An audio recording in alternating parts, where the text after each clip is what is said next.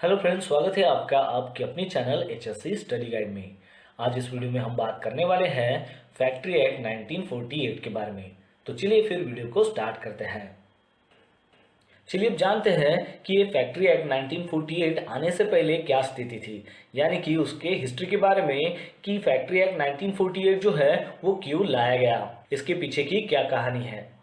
तो दोस्तों, ये एक्ट आने से पहले देश में जगह जगह पर जो है वो इंडस्ट्रियलाइजेशन जो है वो बढ़ रहा था। इस कारणों की वजह से वर्कर की संख्या भी जो थी वो वहां पर बढ़ रही थी काम करने के लिए। लेकिन जो कंपनी के ओनर्स थे, यानी कि जो भी फैक्ट्री के ओनर हो या फिर इंडस्ट्री के ओनर हो, उनकी तरफ से जो वर्कर वहां पर काम कर रहे हैं उनके लिए कोई भी उनके हेल्थ एंड सेफ्टी के बारे में नहीं सोच रहा था, जिसकी वजह से इंडस्ट्री में, फैक्ट्री में बहुत सारे ऐसे एक्सीडेंट हो रहे थे। क्योंकि वहां पर फैक्ट्री के जो ओनर थे वो ये सोचते थे कि वर्कर की तरफ से हमें सिर्फ काम लेना है, लेकिन उनके हेल्थ और सेफ्टी के बारे में उनको नहीं सोचना है। और उसके अलावा वहां पर यंग पर्सन हो, वुमन हो या फिर चिल्ड्रंस हो, वो भी वहां पर फैक्ट्री में काम कर रहे थे, तो उनके भी बारे में वहां पर कोई भी सोच नहीं रहा था। तो फिर एक सर्वे से ऐसे पता चला कि वहां पर काम करने की जो कंडीशंस थी वो बहुत ही पुअर थी। फिर उसके बाद था कि जो भी वर्कर्स वहां पर काम कर रहे थे तो वो कितने घंटे तक काम करे वो भी वहां पर फिक्स नहीं था। फिर उसके बाद था कि वर्कर के जो हेल्थ एंड सेफ्टी इश्यूज थे उसके बारे में भी कोई नहीं सोचता था। फिर उसके बाद था कि वर्कर को कितनी लागत दी जाए, यानी कि कितना पेमेंट दिया जाए, वो भी वहां पर फिक्स नहीं था। फिर उसके बाद था कि कंपनी के ओनर की तरफ से काम जल्दी खत्म होना चाहिए, इसलिए वो वर्कर से दिन रात काम कराता था, लेकिन उसके ऊपर कितना ओवर टाइम देना चाहिए वो भी वहां पर फिक्स नहीं था। और फिर उसके बाद था कि वर्कर को जो भी वेलफेयर फैसिलिटी मिलनी चाहिए, यानी कि कंपनी में जो है वो टॉयलेट की सुविधा होनी चाहिए, पानी की सुविधा होनी चाहिए, रेस्ट की सुविधा होनी चाहिए, तो ऐसी जो वेलफेयर फैसिलिटी थी वो भी वहां पर प्रोवाइड नहीं हो रही थी। तो इन सारे हालात को मद्देनजर रखते हुए फैक्ट्री के जो भी वर्कर्स है उनके रिलेवेंट एक लॉ अमेंड किया गया, जो था फैक्ट्री एक्ट 1948, जिसको पास किया गया कॉन्स्टिट्यूएंट असेंबली के द्वारा 28 अगस्त 1948 को, और बाद में इसको 1 अप्रैल 1949 को फोर्स में लाया गया। तो इस प्रकार जो थी ये फैक्ट्री एक्ट की हिस्ट्री थी। चलिए अब जानते हैं कि फैक्ट्री एक्ट 1948 का मेन ऑब्जेक्टिव क्या है। तो सबसे पहला पॉइंट है कि जैसे कि इसके पहले हमने जाना था कि फैक्ट्री एक्ट को लाने से पहले वर्किंग कंडीशन जो थी वो काफी पुअर थी। तो यहाँ पर फैक्ट्री एक्ट को लाने का मेन ऑब्जेक्टिव यहाँ पर यही रहा कि वर्किंग कंडीशन जो थी फैक्ट्री की उसको रेगुलेट किया जाए, उसको सुधारा जाए। दूसरा पॉइंट है कि फैक्ट्री एक्ट को लाने से पहले जो भी वर्कर्स इंडस्ट्री में काम कर रहे थे तो उनके हेल्थ के बारे में, सेफ्टी वेलफेयर के बारे में या फिर उनके एनुअल लीव के बारे में कोई भी सोच नहीं रहा था। तो इस पॉइंट को मद्देनजर रखते हुए फैक्ट्री एक्ट को लाया गया, जिसमें यह बताया गया कि जो भी वर्कर्स इंडस्ट्री में काम करने वाले हैं उनके हेल्थ के बारे में, सेफ्टी वेलफेयर के बारे में, उनके एनुअल लीव के बारे में सोचा जाए, और उसमें बहुत सारी ऐसी तरतूद की जाए ताकि वर्कर जो है वो वहां पर कंफर्टेबली काम कर सके। फिर उसके बाद का पॉइंट है कि फैक्ट्री एक्ट को लाने से पहले इंडस्ट्री में, फैक्ट्री में बहुत सारे यंग पर्सन्स, वुमन हो या फिर चिल्ड्रंस जो थे वो काम कर रहे थे और उनके ऊपर कोई भी ध्यान नहीं दे रहा था। तो फैक्ट्री एक्ट को लाने का ये थर्ड ऑब्जेक्टिव था कि जो भी यंग पर्सन इंडस्ट्री में काम कर रहे हैं या फिर जो भी वुमन काम कर रही है या फिर जो भी चिल्ड्रंस उस फैक्ट्री में काम कर रहे हैं तो उनके लिए एक स्पेशल प्रोविजन होनी चाहिए। तो उसके लिए इस फैक्ट्री एक्ट को लाया गया। तो ये फैक्ट्री एक्ट 1948 के मेन ऑब्जेक्टिव्स है। चलिए अब जानते हैं फैक्ट्री एक्ट 1948 के बारे में, यानी कि इस फैक्ट्री एक्ट में क्या चीजें जो है वो दी गई है। तो सबसे पहले जानते हैं इंडेक्स के बारे में कि इस फैक्ट्री एक्ट के अंदर क्या है। तो यहाँ पर टोटल 11 चैप्टर्स है और टोटल 120 सेक्शंस है। तो चैप्टर 1 जो है वो है प्रिलिमिनरी का, जिसमें सेक्शन 1 से लेकर 7B तक है। चैप्टर 2 जो है वो है इंस्पेक्टिंग स्टाफ का, जिसमें सेक्शन 8 से लेकर 10 तक है। चैप्टर 3 है हेल्थ का, जिसमें सेक्शन 11 से लेकर 20 तक है। चैप्टर 4 है सेफ्टी का, जिसमें सेक्शन 21 से लेकर 41 है। चैप्टर 4A है हजार्डस प्रोसेस के प्रोविजंस के रिलेटेड, जिसमें सेक्शन 41A से लेकर 41H है। चैप्टर 5 है वेलफेयर के बारे में, जिसमें सेक्शन 42 से लेकर 50 तक है। चैप्टर 6 है एडल्ट्स के वर्किंग आवर्स के बारे में, जिसमें सेक्शन 51 से लेकर 66 है। चैप्टर 8 है यंग पर्सन्स के एम्प्लॉयमेंट के बारे में, जिसमें सेक्शन 67 से लेकर 77 तक है। चैप्टर 8 है एनुअल लीव के बारे में, साथ ही में वेजेस के बारे में, जिसमें सेक्शन दिए गए हैं 78 से लेकर 84 तक। चैप्टर 9 में स्पेशल प्रोविजंस के बारे में बताया गया है, जिसमें सेक्शन 85 से लेकर 91A तक है। चैप्टर 10 में बताया गया है पेनाल्टीज और प्रोसीजर के बारे में, जिसमें सेक्शन 92 से लेकर 106A तक है। और चैप्टर 11 है सप्लीमेंटल के बारे में, जिसमें सेक्शन दिए गए हैं 107 से लेकर 120 तक। तो इस तरीके से फैक्ट्री एक्ट 1948 में टोटल 11 चैप्टर्स है और 120 सेक्शंस है। चलिए अब जानते हैं फैक्ट्री एक्ट 1948 के चैप्टर 1 प्रिलिमिनरी के बारे में कि इसमें कौन कौन से सेक्शन दिए गए हैं। तो सेक्शन 1 है short title, extent and commencement. इसमें दिया गया है कि ये जो एक्ट है ये कब से लागू हो चुका है, जिसमें बताया गया है कि 1 अप्रैल 1949 से इस एक्ट को कमेंसमेंट किया गया है, यानी कि वो एक्ट उस तारीख से फोर्स में लाया गया है। फिर उसके बाद सेक्शन 2 है वो है इंटरप्रिटेशंस का। इसमें बहुत सारी ऐसी डेफिनेशन जो है वो बताई गई है जो आपको पता होना चाहिए, जैसा कि उसमें एडल्ट के बारे में बताया गया है। तो एडल्ट यानी कि वो व्यक्ति जो 18 साल की उम्र जो है वो पार कर चुका हो। फिर उसके बाद है एडोलसेंट। तो एडोलसेंट यानी कि ऐसा व्यक्ति जो 18 साल की उम्र को पार नहीं किया है लेकिन 15 साल की उम्र को वो पार कर चुका है, यानी कि 15 साल से 18 साल के बीच के दायरे को एडोलसेंट व्यक्ति कहा जाता है। फिर उसके बाद आता है कैलेंडर ईयर। कैलेंडर ईयर यानी कि जो 12 महीने का होता है, जिसकी शुरुआत 1 जनवरी से होती है। फिर उसके बाद है चाइल्ड। तो चाइल्ड यानी कि ऐसा व्यक्ति कि जिसने 15 साल की जो उम्र है वो क्रॉस नहीं की है, मतलब 15 साल के कम ही उसकी एज है। फिर उसके बाद आता है कॉम्पिटेंट पर्सन। तो कॉम्पिटेंट पर्सन यानी कि ऐसा पर्सन या फिर ऐसा इंस्टीट्यूट जो रिकॉग्नाइज किया गया है चीफ इंस्पेक्टर के द्वारा, ताकि वो जो पर्सन है या फिर इंस्टीट्यूट है वो वहां पर टेस्ट कैरिड आउट कर सके, उसका एग्जामिनेशन कर सके, या फिर फैक्ट्री में जो भी रिक्वायरमेंट है उसका वो इंस्पेक्शन कर सके। फिर उसके बाद है हजार्डस प्रोसेस। तो हजार्डस प्रोसेस यानी कि इंडस्ट्री में होने वाली जो भी एक्टिविटी है, तो उसको होने के लिए जो भी रॉ मटेरियल का इस्तेमाल किया जाता है, तो उसकी वजह से जो भी वेस्ट निकलता है या फिर पोल्यूशन होता है या फिर उसका जो इम्पैक्ट है वो वर्कर के हेल्थ के ऊपर होता है, तो ऐसी प्रोसेस को हजार्डस प्रोसेस कहा जाता है। फिर उसके बाद है यंग पर्सन। तो यंग पर्सन यानी कि वो आइदर चाइल्ड भी हो सकता है या फिर एडोलसेंट भी हो सकता है, जैसा कि इसके पहले हमने देखा था कि चाइल्ड यानी कि क्या होता है और एडोलसेंट यानी कि क्या होता है।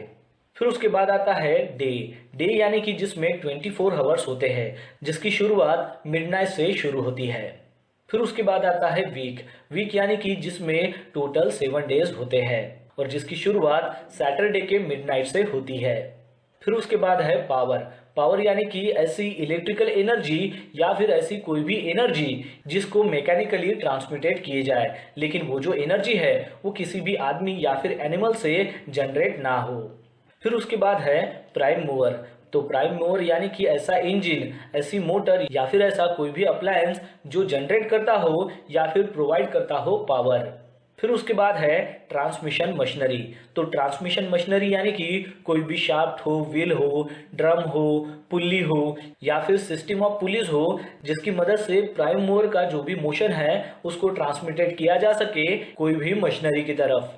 फिर उसके बाद है मशीनरी। तो मशीनरी यानी कि जिसमें प्राइम मूवर्स आता हो, ट्रांसमिशन मशीनरी आती हो या फिर ऐसे सभी अप्लायंसेस आते हो जिससे पावर जो है वो जनरेट होता हो या फिर उसको ट्रांसफॉर्म किया जाता हो या फिर ट्रांसमिटेड किया जाता हो। फिर उसके बाद है मैन्युफैक्चरिंग प्रोसेस। तो मैन्युफैक्चरिंग प्रोसेस यानी कि जिसमें किसी चीज़ को बनाया जाता हो या फिर किसी चीज़ को अल्टर किया जाता हो, चेंज किया जाता हो या फिर किसी चीज़ को रिपेयर किया जाता हो, फिनिशिंग किया जाता हो, पैकेजिंग किया जाता हो। तो ये जो सारी प्रोसेस होती है उसको मैन्युफैक्चरिंग प्रोसेस कहा जाता है। फिर उसके बाद आता है वो है वर्कर।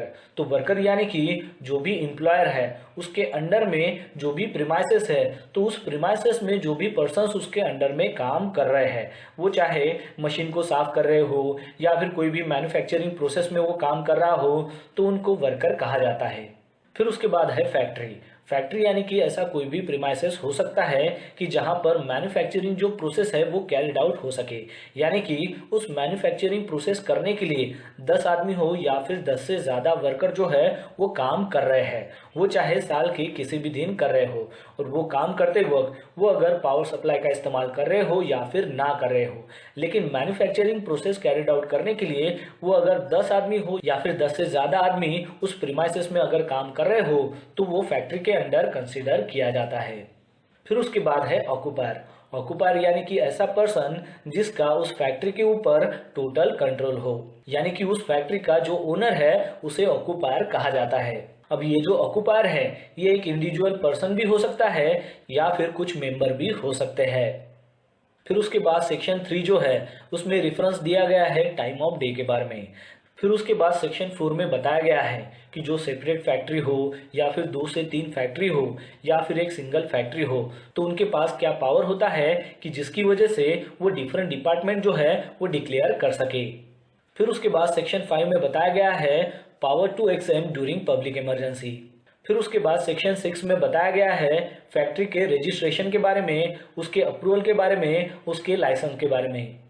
फिर उसके बाद सेक्शन 7 में बताया गया है ऑक्यूपायर के नोटिस के बारे में, जिसमें बताया गया है कि ऑक्यूपायर ने किसी भी प्रीमाइसेस को एज अ फैक्ट्री को ऑक्यूपाई करने से पहले उससे ठीक कम से कम 15 दिन पहले जो है चीफ इंस्पेक्टर को एक रिटर्न नोटिस देनी है, जिसमें उसने फैक्ट्री के बारे में डिटेल देनी है, यानी कि फैक्ट्री का नाम क्या है, उस फैक्ट्री की क्या सिचुएशंस है, ऑक्यूपायर का नाम क्या है, उसका एड्रेस क्या है, उस प्रीमाइसेस का जो ओनर है उसका नाम क्या है, एड्रेस क्या है, बिल्डिंग के ओनर का नाम क्या है, जिसकी रिलेवेंट फैक्ट्री है उसके साथ कैसे कम्युनिकेशन करना है, मैन्युफैक्चरिंग प्रोसेस उसमें क्या होने वाली है। तो ये जो सारी डिटेल्स है ये उसको एक रिटर्न नोटिस में चीफ इंस्पेक्टर को भेजनी होती है। फिर उसके बाद सेक्शन 7A में बताया गया है ऑक्यूपायर के जनरल ड्यूटीज के बारे में, जिसमें बताया गया है कि ऑक्यूपायर की जो भी फैक्ट्री है उसमें जो भी वर्कर्स काम कर रहे हैं तो ये ऑक्यूपायर की जिम्मेदारी होती है कि उनके हेल्थ के बारे में, उनके सेफ्टी के बारे में और उनके वेलफेयर के बारे में वो ध्यान दे। फिर उसके बाद बताया गया है कि फैक्ट्री में जो भी प्लांट है उसका रेगुलर मेंटेनेंस होना चाहिए, और वो मेंटेनेंस करते वक्त उसका जो इम्पैक्ट है वो वर्कर के हेल्थ के ऊपर नहीं होना चाहिए, उसकी भी प्रोविजन करनी है। फिर उसके बाद है कि जो भी पर्सन्स काम कर रहे हैं, यानी कि काम करते वक्त जो भी वो मटेरियल को हैंडल कर रहे हो, स्टोरेज कर रहे हो या फिर ट्रांसपोर्ट कर रहे हो, तो वो करते वक्त उनके हेल्थ के बारे में और उनके सेफ्टी के बारे में ध्यान रखना ये भी ऑक्यूपायर का काम होता है।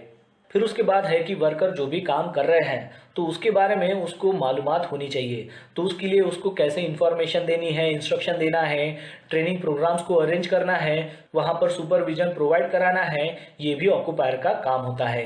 फिर उसके बाद है कि फैक्ट्री में जितने भी प्लेसेस है उन सभी प्लेसेस में रेगुलर मेंटेनेंस होना चाहिए, वहाँ पर प्रॉपर एक्सेस होना चाहिए, इग्रेस होना चाहिए, ये सारी चीज़ें भी देखना ऑक्यूपायर का काम है। फिर उसके बाद सेक्शन 7B में बताया गया है मैन्युफैक्चरर्स के जनरल ड्यूटीज के बारे में, वो भी रिगार्ड्स आर्टिकल्स और सब्सटेंस के बारे में। इसमें बताया गया है कि मैन्युफैक्चरिंग के लिए जो भी सब्सटेंसेस का वहाँ पर इस्तेमाल किया गया है तो उसके बारे में सारे आर्टिकल्स वहाँ पर होने चाहिए, वो जो सब्सटेंस है वो प्रॉपरली डिज़ाइन होना चाहिए, टेस्टेड होना चाहिए उस मैन्युफैक्चरिंग प्रोसेस के लिए। चलिए अब जानते हैं फैक्ट्री एक्ट 1948 के चैप्टर 2 के बारे में, जो है द इंस्पेक्टिंग स्टाफ। इसमें सेक्शन 8 दिया गया है इंस्पेक्टर के बारे में। अब ये जो इंस्पेक्टर है इसको अपॉइंट किया जाता है स्टेट गवर्नमेंट के द्वारा, और ये फैक्ट्री के इंस्पेक्टर का क्या क्वालिफिकेशन होना चाहिए, उसकी वर्क कंडीशंस क्या होनी चाहिए, ये भी स्टेट गवर्नमेंट जो है वो डिसाइड करता है। इसके अलावा स्टेट गवर्नमेंट जो है वो फैक्ट्रीज के चीफ इंस्पेक्टर को भी अपॉइंट करता है, और उसकी मदद के लिए, एडिशनल हेल्प के लिए ज्वाइंट चीफ इंस्पेक्टर और डिप्यूटी चीफ इंस्पेक्टर को चीफ इंस्पेक्टर के अंडर में काम करने के लिए बोलता है, यानी कि चीफ इंस्पेक्टर को जो ज्वाइंट इंस्पेक्टर है और डिप्यूटी इंस्पेक्टर है वो असिस्ट कर सके। इसके अलावा हर एक डिस्ट्रिक्ट के जो मैजिस्ट्रेट होते हैं तो वो भी अपनी डिस्ट्रिक्ट के एक इंस्पेक्टर होते हैं। फिर उसके बाद सेक्शन 9 है पावर ऑफ इंस्पेक्टर। तो इसमें आता है कि जो भी पर्सन्स फैक्ट्री में काम कर रहे हैं या फिर किसी मैन्युफैक्चरिंग प्रोसेस को वो अंजाम दे रहे हैं, काम कर रहे हैं, तो ऐसे प्रीमाइसेस में वो डायरेक्टली वहां पर इंटर कर सकता है। फिर उसके बाद है कि वो किसी भी प्रीमाइसेस में या फिर प्लांट में या फिर आर्टिकल को वो वहां पर एग्जामाइन कर सकता है। फिर उसके बाद है कि फैक्ट्री में कोई अगर एक्सीडेंट हुआ हो या फिर डेंजरस ऑकरेंस हुआ हो तो उसकी इंक्वायरी भी करना ये इंस्पेक्टर का काम होता है। फिर उसके बाद है कि फैक्ट्री में जो भी प्रोडक्शन का काम चल रहा हो तो उसके रिलेवेंट जो भी डॉक्यूमेंट्स है उसको वो वहां पर सीज भी कर सकता है, उसको चेक भी कर सकता है। फिर उसके बाद सेक्शन 10 जो है वो है सर्टिफाइड सर्जन का। अब सर्टिफाइड सर्जन जो है उसको स्टेट गवर्नमेंट के द्वारा अपॉइंट किया जाता है और उस सर्टिफाइड सर्जन को फैक्ट्री जो है वो असाइन की जाती है, यानी कि फैक्ट्री में काम करने वाले जितने भी वर्कर्स हैं उन सभी का मेडिकल एग्जामिनेशन करना ये सर्टिफाइड सर्जन का काम होता है। इसके अलावा फैक्ट्री में जो भी यंग पर्सन्स काम कर रहे हैं उनको एग्जामाइन करना और उनको सर्टिफाइड करना ये भी सर्टिफाइड सर्जन का काम होता है। इसके अलावा जो भी पर्सन्स फैक्ट्री में जो भी डेंजरस काम हो या फिर हजार्डस सिचुएशंस को वो अगर हैंडल कर रहे हो तो उन सारे वर्कर्स का एग्जामिनेशन करना ये भी सर्टिफाइड सर्जन का काम होता है। और इसके अलावा मेडिकल सुपरविजन करना उस फैक्ट्री में वो भी सर्टिफाइड सर्जन का काम होता है, यानी कि वर्कर को किसी भी नेचर ऑफ वर्क को करते हुए अगर उसको इलनेस अगर होती है तो उसको भी देखना एक सर्टिफाइड सर्जन का काम होता है। चलिए अब जानते हैं फैक्ट्री एक्ट 1948 के चैप्टर 3 के बारे में जो है हेल्थ। तो ये जो चैप्टर है काफ़ी इंपॉर्टेंट है जो आपको समझना है। इस चैप्टर में टोटल 10 सेक्शन दिए गए हैं जिसमें सेक्शन 11 से लेकर 20 तक है। अब ये 10 सेक्शन जो है ये आपने कैसे याद रखना है तो इसकी एक मैं आपको ट्रिक बताता हूँ। तो आपको क्या ध्यान में रखना है, सी, डीवीडी, ए, ओल्ड और लस यानी कि एलएस। तो डीवीडी, ओल्ड और लस ये तो आपको ध्यान में रहेंगे ही, बस आपको ये ध्यान में रखना है कि सी और ए जो है वो डीवीडी के बीच में आना चाहिए। तो यहाँ पर सेक्शन 11 जो है वो है क्लीनलीनेस का। तो इसमें बताया गया है कि फैक्ट्री में जो भी वर्क रूम है तो उसका जो फ्लोर है उसकी हर वीक में एक बार जो है वो सफाई होना बहुत ही ज़रूरी है, ये कंपलसरी है। फिर उसके बाद है कि फैक्ट्री के जो वॉल्स है, जो सीलिंग्स है तो उसको 5 साल में एक बार जो है वो पेंट होना चाहिए। और अगर उस वॉल को या फिर सीलिंग को जो वॉशेबल जो वाटर पेंट होता है उससे अगर पेंट करते हैं तो हर 3 साल में आपको उसको पेंट करते रहना है। इसके अलावा उस वॉल को और सीलिंग को हर 14 महीने में एक बार साफ करते रहना है। फिर उसके बाद है कि फैक्ट्री के सभी डोर्स हो या फिर विंडोज हो उसको भी 5 साल में एक बार जो है वो रिपेंट करना है। फिर उसके बाद सेक्शन 12 में बताया गया है disposal of waste and effluents, यानी कि फैक्ट्री से निकलने वाला जो भी वेस्ट है और इन्फ्लुएंस है उसको प्रॉपर डिस्पोज करना है। फिर उसके बाद सेक्शन 13 में बताया गया है वेंटिलेशन एंड टेम्परेचर, यानी कि फैक्ट्री में वर्कर जहां पर भी काम कर रहे हैं वहां पर प्रॉपर वेंटिलेशन आपको प्रोवाइड करना है और वहां पर टेम्परेचर भी जो है वो मेंटेन करते रहना है। फिर उसके बाद सेक्शन 14 में बताया गया है डस्ट एंड फ्यूम्स के बारे में, यानी कि फैक्ट्री में अगर काम करते वक्त डस्ट जनरेट होता है या फिर फ्यूम जनरेट होते हैं तो उसको भी कंट्रोल करते रहना है। फिर उसके बाद सेक्शन 15 में बताया गया है आर्टिफिशियल ह्यूमिडिफिकेशन के बारे में। इसमें बताया गया है कि आर्टिफिशियल ह्यूमिडिफिकेशन के लिए जो भी पानी का इस्तेमाल करेंगे वो पानी जो है वो अच्छी क्वालिटी का होना चाहिए, यानी कि ऐसा पानी होना चाहिए जो हम ड्रिंक भी कर सके। उसी वाटर का आर्टिफिशियल ह्यूमिडिफिकेशन के लिए इस्तेमाल करना है, यानी कि वो जो पानी है वो अशुद्ध नहीं होना चाहिए बल्कि वो शुद्ध होना चाहिए। फिर उसके बाद सेक्शन 16 में बताया गया है ओवर क्राउडिंग के बारे में। इसमें बताया गया है कि ये जो फैक्ट्री एक्ट 1948 है ये आने से पहले जो भी फैक्ट्रीज बनी हुई है तो वहाँ पर जो भी वर्कर्स काम कर रहे हैं तो हर एक वर्कर को वहाँ पर काम की जो स्पेस है वो 9.9 m³ की मिलनी चाहिए, यानी कि उतनी स्पेस में वो फ्रीली काम कर सके। और जब ये फैक्ट्री एक्ट 1948 लागू हुआ और उसके बाद जो भी फैक्ट्री बनी है तो वहाँ पर वर्कर की जो स्पेस है काम करने की तो वो 14.2 m³ होनी चाहिए, यानी कि उतनी स्पेस जो है वो हर एक वर्कर को वहाँ पर काम करने के लिए मिलनी चाहिए। लेकिन वर्कमैन अगर फ्लोर लेवल के 4.2 मीटर के अबाव में अगर काम करते हैं तो ये कंडीशन वहाँ पर अप्लाई नहीं होती है, क्योंकि वहाँ पर एक आदमी के साथ में दूसरा आदमी भी काम कर सकता है। फिर उसके बाद है सेक्शन 17 जिसमें लाइटिंग के बारे में बताया गया है, यानी कि फैक्ट्री में जहाँ कहीं भी काम हो रहा है वहाँ पर प्रॉपर लाइटिंग होनी चाहिए। फिर उसके बाद सेक्शन 18 में बताया गया है ड्रिंकिंग वाटर के बारे में।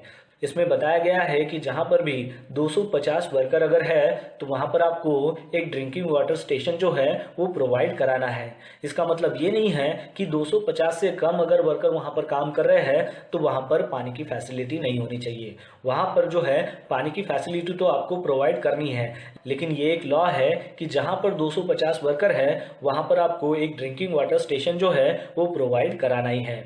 फिर उसके बाद है कि ये जो ड्रिंकिंग वाटर फैसिलिटी है, ये जो वर्किंग प्लेस है या फिर यूरिनल्स हो या फिर लैट्रिन्स हो या फिर स्पीटून्स हो या फिर कोई भी ओपन ड्रेनेज हो, तो वहां से 6 मीटर की दूरी पर इसको आपको रखना है। यानी कि वहां से 6 मीटर का डिस्टेंस जो है वो आपको मेंटेन करना है ड्रिंकिंग वाटर फैसिलिटी के लिए। फिर उसके बाद सेक्शन 19 में बताया गया है लैट्रिन्स एंड यूरिनल्स के बारे में। तो जहां पर भी 250 वर्कर काम करते हो तो वहां पर लैट्रिन्स और यूरिनल्स जो है वो प्रोवाइड कराना है, और उस लैट्रिन्स और यूरिनल्स को 7 दिन में एक बार वॉश और क्लीन करते रहना है। इसका मतलब ये नहीं है कि 7 दिन में एक ही बार करना है, वो आप रेगुलर भी कर सकते हो, लेकिन 7 दिन में एक बार जो है इसको वॉश और क्लीन करते रहना है। फिर उसके बाद सेक्शन 20 में बताया गया है स्पिटून्स के बारे में, यानी कि फैक्ट्री में स्पिटून्स की जो है वो जगह आपको बनाकर देनी है, और अगर कोई पर्सन उस स्पिटून्स को छोड़कर अगर दूसरी जगह पर अगर थूकता है तो उसको जुर्माना 5 रुपये जो है वो लग सकता है। तो इस प्रकार ये चैप्टर 3 हेल्थ का था, जो काफ़ी इंपॉर्टेंट है, जो आपको ध्यान में रखना है। चलिए अब जानते हैं फैक्ट्रीज एक्ट 1948 के चैप्टर 4 के बारे में, जो है सेफ्टी का। तो इसमें टोटल 22 सेक्शन जो है वो दिए गए हैं। तो सेक्शन 21 जो है वो है फेंसिंग ऑफ मशीनरी का, यानी कि फैक्ट्री में जो भी मशीनरी है उनको फेंसिंग होना चाहिए, गार्ड होना चाहिए, उसके बारे में इसमें बताया गया है। यानी कि जो भी मशीनरी है वो अगर ओपन कंडीशन में है, उसको गार्ड नहीं लगाया है, फेंसिंग नहीं किया गया है, तो जो भी पर्सन उसके नियर में काम कर रहा है तो उसका हाथ हो या फिर पैर हो या फिर उसने अगर लूज क्लोथिंग पहने हो तो वो जो है वो मशीनरी में जाकर फंस सकता है, जिसकी वजह से एक्सीडेंट भी हो सकता है। तो जो भी मशीनरी फैक्ट्री में है उसको प्रॉपर फेंसिंग होना चाहिए। फिर उसके बाद सेक्शन 22 में बताया गया है वर्क ऑन और नियर मशीनरी इन मोशन, यानी कि जो भी मशीनरी मोशन में है यानी कि चल रही है उसके नज़दीक में अगर काम कर रहे हैं तो आपने क्या करना चाहिए। तो इसमें यहाँ पर बताया गया है कि जो भी एडल्ट वर्कर है जो प्रॉपरली ट्रेन है उसी को ही उस मशीनरी के पास काम करना है, और काम करते वक्त उसने टाइट फिटिंग के जो क्लोथेस है उसी का ही इस्तेमाल करना है। लेकिन वहाँ पर कोई भी वुमन हो या फिर यंग पर्सन हो वहाँ पर काम नहीं कर सकते हैं। फिर उसके बाद सेक्शन 23 है employment of young persons on dangerous machine, यानी कि जो भी डेंजरस मशीन है वहाँ पर यंग पर्सन्स को वहाँ पर एम्प्लॉयमेंट नहीं देना है, वहाँ पर काम नहीं देना है, क्योंकि डेंजरस मशीन जो है वो काफ़ी हजार्डस हो सकती है, जिसकी वजह से यंग पर्सन्स को खतरा हो सकता है। तो वहाँ पर जो भी एडल्ट पर्सन हो, जो प्रॉपर ट्रेन हो, एक्सपीरियंस पर्सन हो, उसी को ही उस डेंजरस मशीन के ऊपर काम देना है। फिर उसके बाद सेक्शन 24 है striking gear end devices for cutting of power, यानी कि फैक्ट्रीज में जो भी मशीनरीज है तो उस मशीनरीज का पावर जो है वो कट ऑफ होने के लिए एक ऐसा वहां पर डिवाइस होना चाहिए, या फिर हमें वहां पर एक ऐसा स्ट्राइकिंग गियर जो है वो लगाना है। जैसा कि आपने देखा होगा कि मशीनरी के बाजू में जो है वो आपको एक लाल बटन जो है वो दिखाई देती है, जिसके ऊपर इमरजेंसी स्टॉप जो है वो लिखा हुआ रहता है। तो वो इसलिए दिया रहता है कि इमरजेंसी के वक्त आप उस पावर को कट ऑफ कर सको। फिर उसके बाद सेक्शन 25 में बताया गया है सेल्फ एक्टिंग मशीन्स के बारे में, यानी कि ऐसी मशीनरी जो ऑटोमेटिक मोड में काम करती हो। तो ऐसी मशीनरी जो है आपको ऐसी प्लेस में इंस्टॉल करनी है ताकि वहां पर आने जाने का जो भी रास्ता है उसको डिस्टर्ब ना हो, या फिर कोई भी आदमी वहां से जाना आना ना करे। फिर उसके बाद सेक्शन 26 में बताया गया है केसिंग ऑफ न्यू मशीनरी के बारे में। इसमें बताया गया है कि जो भी मैन्युफैक्चरर नई मशीनरी को अगर बनाता है तो उस मैन्युफैक्चरर ने इस बात को ध्यान में रखना है कि जो भी मशीनरी वो बना रहा है तो वहाँ पर उस मशीनरी को उसको केसिंग करना है, यानी कि उसको गार्ड लगाना है। यानी कि मशीनरी का कोई अगर डेंजरस पार्ट अगर ओपन है तो उसकी वजह से जो है एक्सीडेंट हो सकते हैं। तो ऐसी नई मशीनरीज को बनाते वक्त उसने जो है उस मशीनरीज को केसिंग करना है या फिर गार्ड लगाना है। फिर उसके बाद सेक्शन 27 है prohibition of employment of woman and childrens near cotton openers, यानी कि कॉटन ओपनर्स के पास में वहां पर किसी भी वुमन को या फिर चिल्ड्रन को काम करने नहीं देना है, क्योंकि वुमन जो है वो ज़्यादातर उसके जो है वो बाल लंबे होते हैं और लूज क्लोथिंग पहनते हैं, तो उसकी वजह से जो है वो वहाँ पर ट्रैप होके वहाँ पर एक्सीडेंट भी हो सकता है। और चिल्ड्रंस जो है वो ज़्यादा मैच्योर नहीं होते हैं, उनको ज़्यादा समझ नहीं होती है, तो उनकी तरफ से ज़्यादा अनसेफ हो सकते हैं। तो इसलिए वहाँ पर कॉटन ओपनर्स के पास में उनको वहाँ पर काम नहीं देना है, वहाँ पर उनको काम पर नहीं लगाना है। फिर उसके बाद सेक्शन 28 है हॉइस्ट एंड लिफ्ट के बारे में। तो जितने भी हॉइस्ट है और लिफ्ट है उनका 6 महीने में जो है एक बार इंस्पेक्शन होना चाहिए। फिर उसके बाद सेक्शन 29 में बताया गया है लिफ्टिंग मशीन्स, चेन्स, रोप्स और लिफ्टिंग टैकल्स के बारे में। यानी कि जो भी लिफ्टिंग मशीनरीज है, चेन्स है, रोप्स है, उनका थर्ड पार्टी इंस्पेक्शन होना चाहिए। उसकी लोड कैपेसिटी कितनी है वो वहाँ पर होनी चाहिए, उसमें कोई भी डैमेज नहीं होना चाहिए। तो इन सारी चीज़ों को वहाँ पर चेक करना होता है। फिर उसके बाद का सेक्शन 30 है वो है रिवॉल्विंग मशीनरी। जैसा कि कटिंग के लिए हम ग्राइंडर का इस्तेमाल करते हैं, तो मैन्युफैक्चरिंग हो या फिर फैक्ट्रीज हो तो वहाँ पर बड़ी कटिंग मशीन्स होती है, तो उसका जो आरपीएम है वो सही है क्या वो हमें यहाँ पर चेक करना होता है। फिर उसके बाद सेक्शन 31 है प्रेशर प्लांट इक्विपमेंट। यानी कि प्लांट में जो भी हम इक्विपमेंट का इस्तेमाल करते हैं, यानी कि जो मशीनरीज हो या फिर कोई भी वेसल्स हो, तो उसका अगर प्रेशर अगर एटमॉस्फेरिक प्रेशर से अगर ज़्यादा है तो वहाँ पर हमें ज़्यादा सेफ्टी प्रिकॉशंस लेना है। क्योंकि एटमॉस्फेरिक प्रेशर ज़्यादा होने के कारण अगर वहाँ पर कोई भी पर्सन अगर काम करता है तो उसको हेल्थ इश्यूज़ या फिर सेफ्टी इश्यूज़ का सामना करना पड़ सकता है। तो इसलिए वहाँ पर जो भी प्रेशर वेसल्स हो या फिर कोई इक्विपमेंट हो तो उसको हमें प्रॉपरली इंस्पेक्शन करते रहना है, ताकि उसमें अगर कोई खराबी आए तो हम तुरंत ही उसको रिपेयर कर सके, उसको सुधार सके। और उसके अलावा उस प्रेशर वेसल का हो या फिर मैन्युफैक्चरिंग इक्विपमेंट का, उसको हमें हर 6 महीने में जो है वो थर्ड पार्टी से इंस्पेक्शन कराना है। फिर उसके बाद सेक्शन 32 है फ्लोर्स, स्टेयर्स और मीन्स ऑफ एक्सेस के बारे में।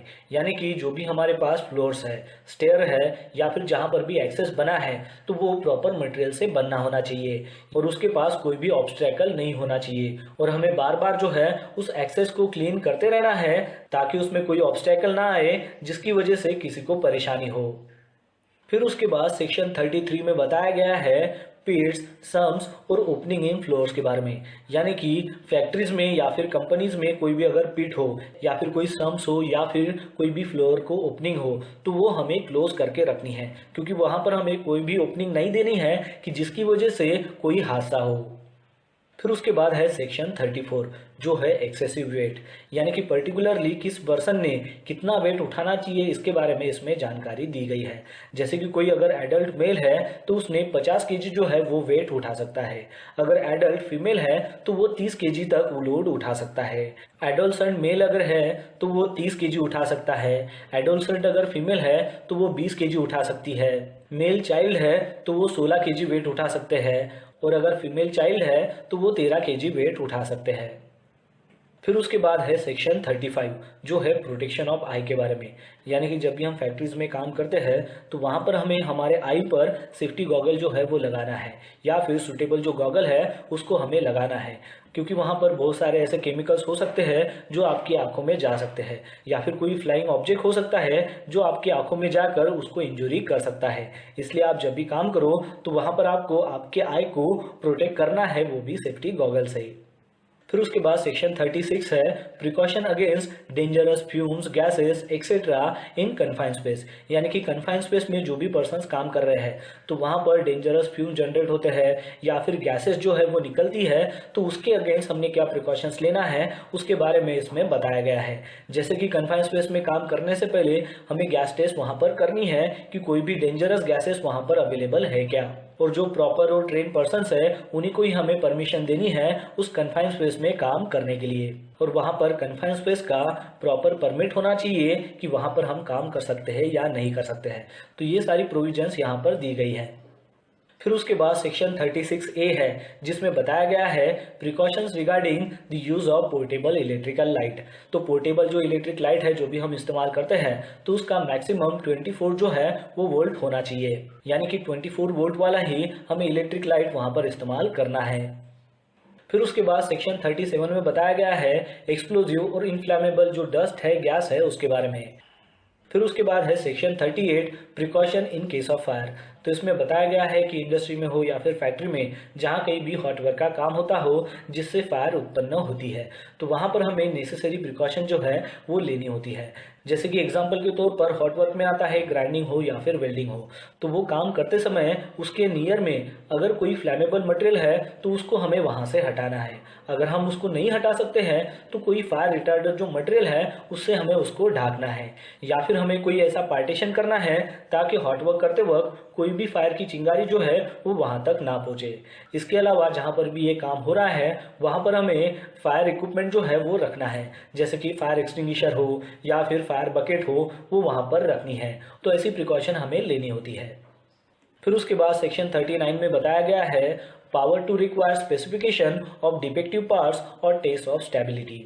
फिर उसके बाद सेक्शन 40 में बताया गया है safety of buildings and machinery के बारे में। सेक्शन 40A में बताया गया है मेंटेनेंस ऑफ बिल्डिंग्स के बारे में।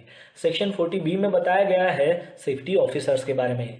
तो इसमें बताया गया है कि जहां भी 1000 वर्कर काम करते हो या फिर उससे अधिक अगर वर्कर काम करते हो तो वहां पर सेफ्टी ऑफिसर की अपॉइंटमेंट होनी चाहिए। या फिर कोई अगर मैन्युफैक्चरिंग प्रोसेस होती है जिसमें रिस्क इन्वॉल्व है या फिर हेल्थ के रिलेटेड वहां पर हजार्ड मौजूद है तो वहां पर भी सेफ्टी ऑफिसर जो है वो अपॉइंट होना चाहिए। तो इस सेफ्टी ऑफिसर का क्वालिफिकेशन क्या होगा, उसकी कंडीशन ऑफ सर्विस क्या होगी, तो ये स्टेट गवर्नमेंट जो है वो डिसाइड करता है।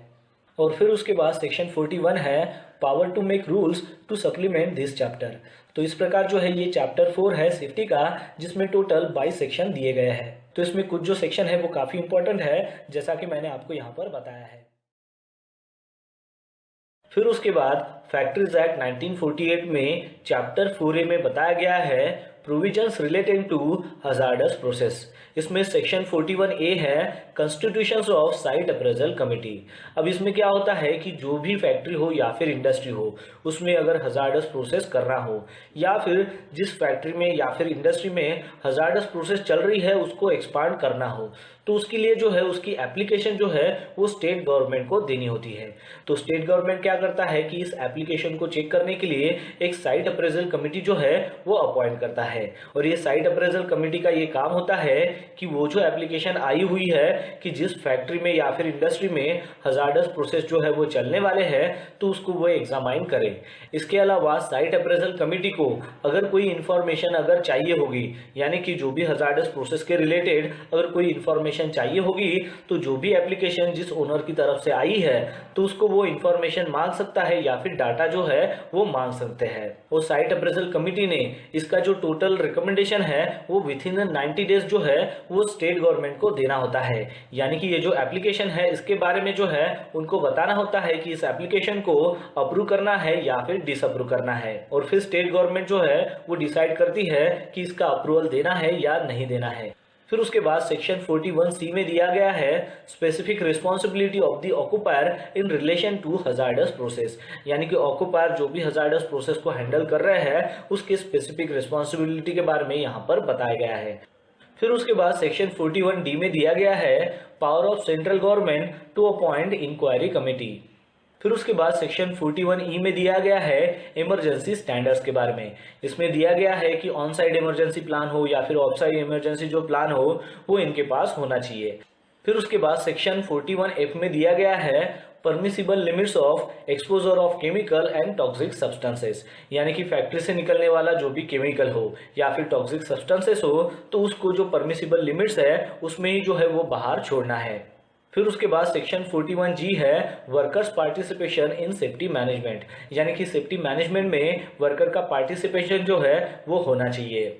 फिर उसके बाद सेक्शन 41H में दिया गया है right of workers to warn about imminent danger.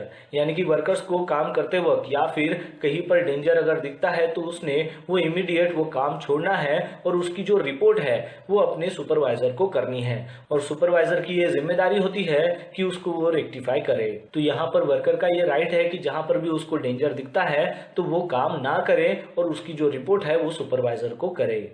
फिर उसके बाद फैक्ट्रीज एक्ट 1948 में चैप्टर 5 में बताया गया है वेलफेयर के बारे में, जिसमें सेक्शन 42 है वॉशिंग फैसिलिटी, यानी कि जो भी फैक्ट्री है या फिर इंडस्ट्री है वहां पर वर्कर लोगों के लिए, एम्प्लॉयज के लिए वॉशिंग फैसिलिटी वहां पर प्रोवाइड करनी है, जैसे कि वॉशिंग बेसिन वगैरह हो गया एक्सेट्रा। यानी कि वर्कर जो भी वहां पर काम करते हैं, केमिकल को हैंडल करते हैं, तो जो भी बैक्टीरिया उनके हाथ पर होता है तो उसको वॉश करने के लिए वहां पर वॉशिंग फैसिलिटी होनी चाहिए। फिर उसके बाद सेक्शन 43 है facilities for storing and drawing clothing, यानी कि वर्कर के जो भी क्लोथिंग है उसको ड्राई करने के लिए, स्टोर करने के लिए वहां पर जो है लॉकर हो तो वो फैसिलिटी वहां पर प्रोवाइड करनी है। फिर उसके बाद है सेक्शन 44, उसमें दिया गया है फैसिलिटीज फॉर सिटिंग। इसमें बताया गया है कि वर्कर लोगों के लिए सिटिंग की फैसिलिटीज भी जो है वो प्रोवाइड करानी है। फिर उसके बाद सेक्शन 45 में बताया गया है फर्स्ट एड अप्लायंसेस के बारे में। इसमें बताया गया है कि हर एक 150 वर्कर के ऊपर वहां पर एक फर्स्ट एड बॉक्स होना चाहिए और उसको हैंडल करने के लिए एक रिस्पॉन्सिबल पर्सन होना चाहिए, और वो जो रिस्पॉन्सिबल पर्सन है वो सर्टिफाइड किया जाएगा स्टेट गवर्नमेंट की तरफ से, और वहां पर जब तक काम चलेगा तब तक वो रिस्पॉन्सिबल पर्सन ने वहां पर रहना है। इसके अलावा यहाँ पर बताया गया है कि 500 के ऊपर अगर वर्कर वहां पर है तो वहां पर एम्बुलेंस भी जो है वो प्रोवाइड करानी है। फिर उसके बाद सेक्शन 46 में बताया गया है कैंटीन्स के बारे में। इसमें बताया गया है कि अगर वर्कर 250 से अगर ज़्यादा है तो वहां पर कैंटीन की फैसिलिटी होनी चाहिए। फिर उसके बाद सेक्शन 47 में बताया गया है शेल्टर्स, रेस्ट रूम और लंच रूम्स के बारे में। इसमें बताया गया है कि अगर वर्कर 150 से अगर ज़्यादा है तो वहां पर शेल्टर, रेस्ट रूम्स और लंच रूम्स की फैसिलिटी वहां पर प्रोवाइड करानी है। फिर उसके बाद सेक्शन 48 है क्रेचेस के बारे में। इसमें बताया गया है कि फैक्ट्री में अगर 30 से ज़्यादा वुमन अगर काम कर रही है तो वहां पर क्रेचेस की फैसिलिटी होनी चाहिए। फिर उसके बाद सेक्शन 49 है वेलफेयर ऑफिसर्स के बारे में। इसमें बताया गया है कि फैक्ट्री में हो या फिर इंडस्ट्री में अगर 500 वर्कर्स या फिर उससे भी ज़्यादा वर्कर्स है तो वहां पर वेलफेयर ऑफिसर होना चाहिए, और ये वेलफेयर ऑफिसर की ड्यूटीज़ क्या होनी चाहिए, क्वालिफिकेशन क्या होना चाहिए और कंडीशन ऑफ सर्विस क्या होना चाहिए, तो ये सारा जो है ये स्टेट गवर्नमेंट डिसाइड करेगा। और फिर उसके बाद सेक्शन 50 है power to make rules to supplement this chapter. फिर उसके बाद फैक्ट्रीज एक्ट 1948 में चैप्टर 6 है वर्किंग हावर्स ऑफ एडल्ट्स। इसमें सेक्शन 51 है वीकली हावर्स। तो इसमें बताया गया है कि वीक में टोटल जो है 48 हावर्स तक ही काम करना है। फिर उसके बाद सेक्शन 52 है वो है वीकली हॉलीडेज। इसमें बताया गया है कि वीक में एक बार जो है वो हॉलीडे मिलना चाहिए। फिर उसके बाद सेक्शन 53 है कंपेंसेटरी हॉलीडेज, यानी कि जो कंपलसरी हॉलीडेज है वो भी मिलने चाहिए।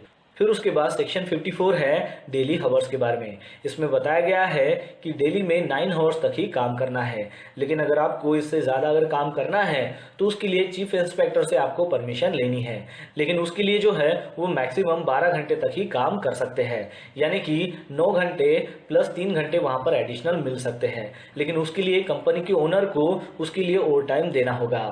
फिर उसके बाद है सेक्शन 55 जो है इंटरवल्स फॉर रेस्ट। तो इसमें बताया गया है कि 5 घंटे के बाद हाफ घंटे का रेस्ट जो है वो मिलना चाहिए। फिर उसके बाद सेक्शन 56 है वो है स्प्रेड ओवर। इसमें बताया गया है कि 9 घंटे का जो डेली का काम होता है, लेकिन उसमें जो है 1 घंटा रेस्ट जोड़ा नहीं जाता है, यानी कि टोटल 10 घंटे की जो है ऐसे ड्यूटी होती है, जिसमें 9 घंटा काम करना होता है और 1 घंटा जो है वो वहाँ पर रेस्ट मिलता है, और वो जो रेस्ट है वो आधे घंटे बढ़ भी सकता है, यानी कि ऐसे टोटल 10.5 घंटे जो है वो स्प्रेड ओवर यहाँ पर हो जाता है। फिर उसके बाद है सेक्शन 57, उसमें नाइट शिफ्ट के बारे में बताया गया है।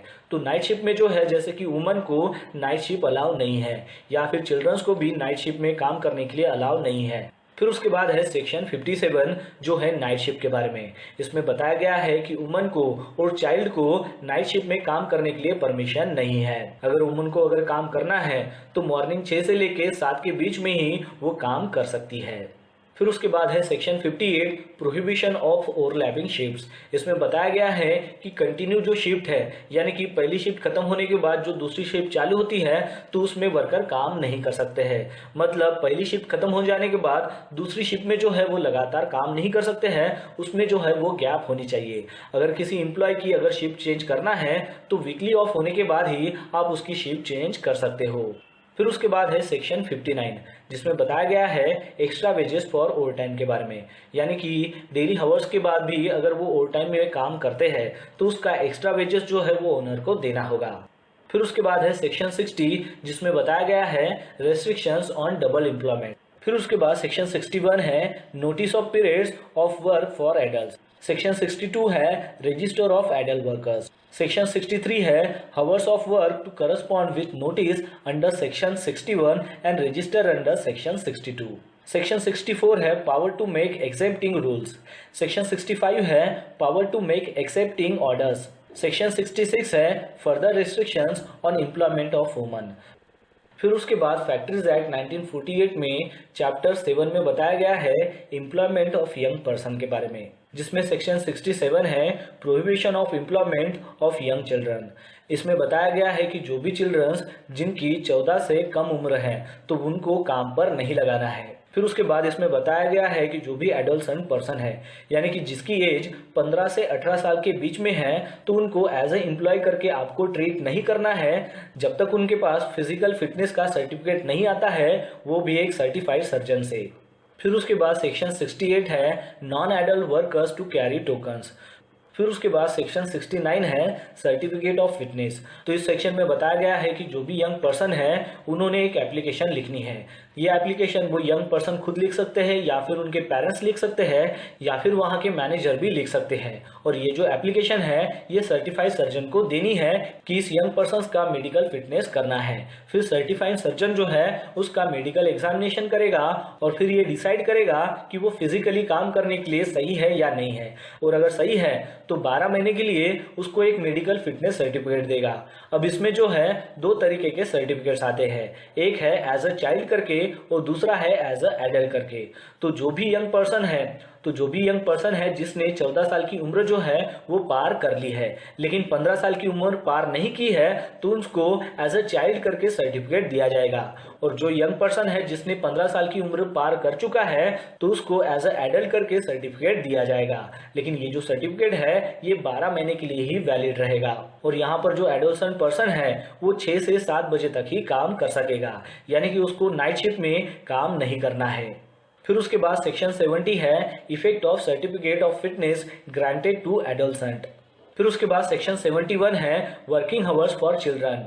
फिर उसके बाद सेक्शन 71 है वर्किंग आवर्स फॉर चिल्ड्रन। इसमें बताया गया है कि जो भी चिल्ड्रन है उसने पर डे में 4.5 घंटे तक ही काम करना है, उसने नाइट वर्क में काम नहीं करना है, वो प्रोहिबिटेड है। और वो जो चिल्ड्रन है वो सुबह 6 बजे से लेकर रात के 10 बजे के बीच में ही काम कर सकते हैं, लेकिन उसके लिए कंपनी की ओनर को चीफ इंस्पेक्टर से परमिशन लेनी होगी। और उसका जो स्पीड और पीरियड रहेगा वो 5 घंटे तक रहेगा, यानी कि 4.5 घंटा पर डे जो है वो काम करेगा और आधे घंटे का उसको वहां पर रेस्ट मिलेगा। चिल्ड्रन की अगर शिफ्ट चेंज करना है, यानी कि एक शिफ्ट से दूसरे शिफ्ट में अगर उसको शिफ्ट करना है तो उसके लिए जो है आफ्टर 30 डेज के बाद ही वो ऐसा कर सकते हैं। और मैक्सिमम 2 शिफ्ट में ही चिल्ड्रन जो है वो काम कर सकते हैं। फिर उसके बाद सेक्शन 72 है notice of periods of work for children. Section 73 है register of child workers. Section 74 है hours of work to correspond with notice under section 72 and register under section 73। Section 75 है power to require medical examination. Section 76 है power to make rules. Section 77 है certain other provisions of law not barred. फिर उसके बाद factories act 1948 में chapter 8 में बताया गया है एनुअल लीव विथ वेजेस के बारे में। तो इसमें सेक्शन 78 है एप्लीकेशन ऑफ चैप्टर। सेक्शन 79 है एनुअल लीव विथ वेजेस। इसमें बताया गया है कि जो भी वर्कर जो कैलेंडर ईयर में 240 दिन तक काम करता है, कैलेंडर ईयर यानी कि 1 जनवरी से लेकर 30 दिसंबर के बीच में जो भी वर्कर 240 दिन काम करता है तो उसको एनुअल लीव विथ वेजेस मिलना है। तो उसमें अगर एडल्ट पर्सन है तो उसको जो नेक्स्ट ईयर है यानी कि जो करस्पॉन्डिंग ईयर है तो उसमें 20 दिन के बाद जो है 1 दिन का एनुअल लीव विथ वेजेस मिलना है। और अगर कोई चाइल्ड पर्सन है तो उसको नेक्स्ट ईयर में यानी कि करस्पॉन्डिंग ईयर में 15 दिन के बाद 1 दिन का एनुअल लीव विथ वेजेस मिलना है। फिर उसके बाद सेक्शन 80 है वेजेस ड्यूरिंग लीव पीरियड। फिर उसके बाद सेक्शन 81 है payment in advance in certain cases. Section 82 है mode of recovery of unpaid wages. Section 83 है power to make rules. Section 84 है पावर टू एक्सेम्प्ट फैक्ट्रीज। फिर उसके बाद फैक्ट्रीज एक्ट 1948 में चैप्टर 9 में बताया गया है स्पेशल प्रोविजंस के बारे में। तो इसमें सेक्शन 85 है power to apply the act to certain, section 86 है power to extend public institutions, section 87 है डेंजरस ऑपरेशंस। तो इसमें बताया गया है कि जो भी फैक्ट्री में मैन्युफैक्चरिंग की प्रोसेस चालू है या फिर इंडस्ट्री में मैन्युफैक्चरिंग का काम चालू है तो स्टेट गवर्नमेंट जो है ये डिसाइड करेगी कि वो जो मैन्युफैक्चरिंग प्रोसेस वहाँ पर हो रही है वो डेंजरस ऑपरेशन है क्या। अगर स्टेट गवर्नमेंट उस फैक्ट्री को बोल देती है कि आप जो ये कर रहे हैं ये डेंजरस ऑपरेशन है तो डेंजरस ऑपरेशन के रिलेटेड जो भी स्टैंडर्ड्स है वो प्रोसीजर्स है वो आपको फॉलो करने होंगे। फिर उसके बाद सेक्शन 87A है power to prohibit employment on account of serious. Section 88 है नोटिस ऑफ सर्टन एक्सीडेंट्स। तो इसमें बताया गया है कि फैक्ट्री में या फिर इंडस्ट्री में जो भी अगर एक्सीडेंट होता है और उस एक्सीडेंट की वजह से वर्कर्स को बैड इंजरी हो जाती है या फिर उसकी डेथ हो जाती है या फिर उस एक्सीडेंट की वजह से वो 48 घंटे तक कंपनी में दोबारा काम करने के लिए नहीं आ सकता है तो उस एक्सीडेंट का जो नोटिस है या फिर रिपोर्ट है वो जो है वो फैक्ट्री के मैनेजर्स को देना है। फिर उसके बाद सेक्शन 88A है notice of certain dangerous occurrences, यानी कि फैक्ट्री में जो भी डेंजरस ऑकरेंस अगर होता है तो उसके बारे में भी जानकारी जो है वो फैक्ट्री के मैनेजर को देनी है। फिर उसके बाद सेक्शन 89 है नोटिस ऑफ सर्टन डिसीजेस। फिर उसके बाद सेक्शन 90 है power to direct inquiry into cases of accident और डिसीज। फिर उसके बाद सेक्शन 91 है power to take samples. Section 91A है safety and occupational health service. फिर उसके बाद फैक्ट्री एक्ट 1948 में चैप्टर 10 है वो है पेनाल्टीज एंड प्रोसीजर के बारे में। तो इसमें सेक्शन 92 है जनरल पेनाल्टीज फॉर ऑफेंसेस। तो इसमें बताया गया है कि ये फैक्ट्री एक्ट के जो रूल्स है उसको अगर कोई ऑफेंस करता है तो उसके लिए 2 साल की सजा हो सकती है या फिर 1 लाख का फाइन भी हो सकता है या फिर ये दोनों भी हो सकते हैं। और अगर वो जो ऑफेंस है वो अगर सेकंड टाइम भी करता है तो पर डे जो है उसको 1000 रुपये का जुर्माना देना होगा जब तक उसका जो ऑफेंस है वो चलते रहता है। और फिर भी उसका ये ऑफेंस खत्म नहीं होता है और वो चलते रहता है तो उसको 3 साल की सजा हो सकती है और 10,000 से लेकर 2 लाख तक उसको फाइन हो सकता है या फिर ये दोनों भी हो सकते हैं। फिर उसके बाद इसमें कई सारे ऐसे सेक्शंस आते हैं तो ये जो सेक्शंस है ये ज़्यादा इंपॉर्टेंट नहीं है तो आप जो है इसको यहाँ पर रीड कर सकते हो कि वो सेक्शन क्या है और अगर आपको डिटेल में जानकारी चाहिए तो आप फैक्ट्री एक्ट 1948 को भी पढ़ सकते हो। और फिर उसके बाद फैक्ट्री एक्ट 1948 का चैप्टर 11 आता है वो है सप्लीमेंटल का। तो इसमें भी कई सारे ऐसे सेक्शन दिए गए हैं जैसा कि आप यहाँ पर देख सकते हो, लेकिन इनको इतना डिटेल में जानने की ज़रूरत नहीं है। लेकिन अगर आप कौन से सेक्शन क्या डील्स करते हैं और उसको डिटेल में जानना चाहते हो तो आप फैक्ट्री एक्ट 1948 को पढ़ सकते हो। तो दोस्तों आशा करता हूँ कि आपको इस वीडियो के माध्यम से पता चल गया होगा फैक्ट्री एक्ट 1948 के बारे में। हेलो फ्रेंड्स, स्वागत है आपका आपके अपने चैनल HSC स्टडी गाइड में। आज इस वीडियो में हम बात करने वाले हैं building and other construction workers act 1996 के बारे में, जिसे हम BOCW एक्ट भी कहते हैं। तो चलिए फिर वीडियो को स्टार्ट करते हैं। तो सबसे पहले जानते हैं कि BOCW एक्ट 1996 की क्या हिस्ट्री है।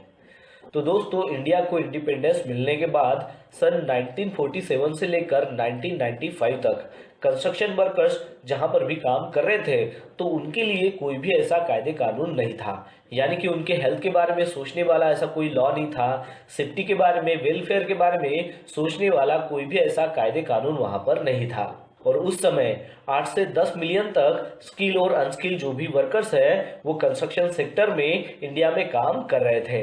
फिर उसके बाद 18 मई 1995 में 41वीं लेबर मिनिस्ट्री कॉन्फ्रेंस में इसके बारे में सोचा गया, यानी कि बिल्डिंग में जो भी वर्कर्स काम कर रहे हैं या फिर अदर कंस्ट्रक्शन में जो भी वर्कर्स काम कर रहे हैं तो उनके ऊपर एक लॉ बनाया जाए, उसके बारे में यहाँ पर डिस्कस किया गया था। और फिर उसके बाद ये जो लॉ है ये धीरे धीरे पार्लियामेंट तक पास होते गया और लास्ट में 19 अगस्त 1996 को प्रेसिडेंट की इसके ऊपर मोहर लग गई, लेकिन इसको फोर्स में आते आते कुछ समय लग गया और फाइनली 1 मार्च 1996 को ये पूरे इंडिया में फोर्स में लाया गया।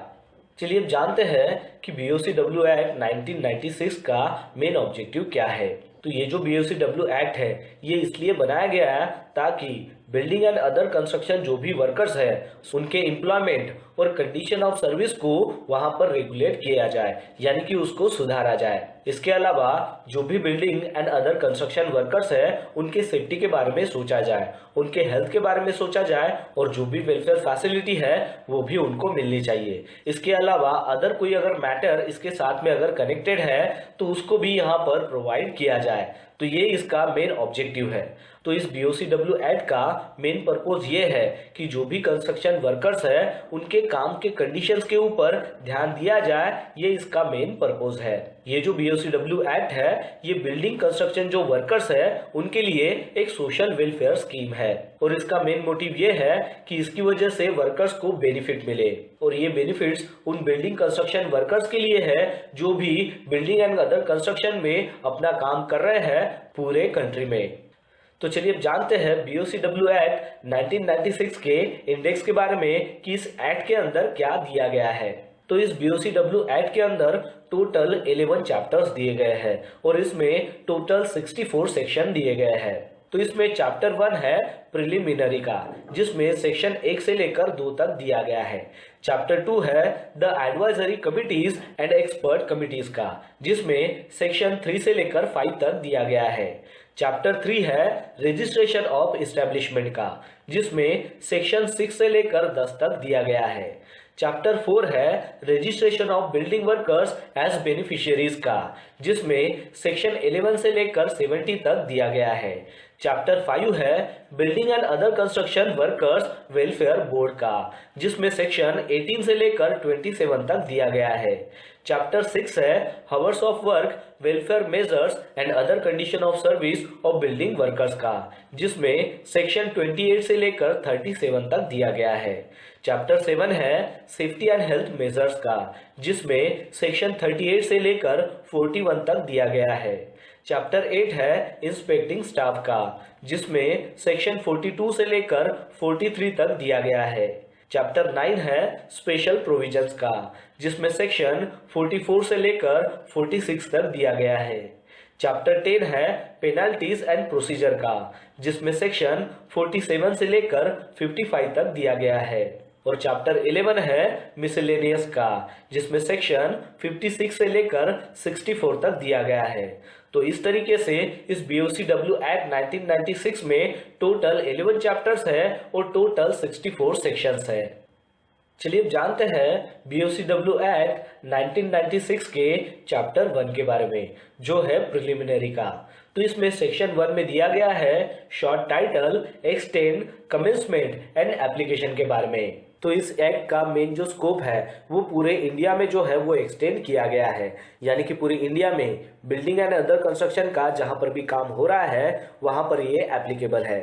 फिर उसके बाद इसमें दिया गया है कि 10 या फिर 10 से ज़्यादा अगर बिल्डिंग वर्कर किसी भी इस्टेब्लिशमेंट में एम्प्लॉयर के पास काम कर रहे हो और वो ये काम 12 महीने में कभी भी कर रहे हो जहां पर 10 से ज़्यादा वर्कर वहां पर काम कर रहे हो, तो ये जो एक्ट है ये उसको एप्लीकेबल होगा। और ये जो BOCW एक्ट है ये 1 मार्च 1996 को पूरे इंडिया में लागू कर दिया गया, तब से ये फोर्स में आ गया। फिर उसके बाद सेक्शन 2 है वो है डेफिनेशंस का। तो इसमें इंपॉर्टेंट जो डेफिनेशन जो आपको याद में रखनी है वो है बिल्डिंग वर्कर की। तो बिल्डिंग वर्कर यानी कि कौन सा पर्सन्स, तो वो पर्सन्स जो एम्प्लॉय है किसी भी स्किल को काम करने के लिए या फिर सेमी स्किल का काम करने के लिए या फिर अनस्किल का काम करने के लिए या फिर मैनुअल का काम करने के लिए या फिर टेक्निकल का काम करने के लिए या फिर क्लरिकल का काम करने के लिए। तो ये काम जो भी पर्सन्स कर रहा है वो बिल्डिंग वर्कर के अंडर में आता है।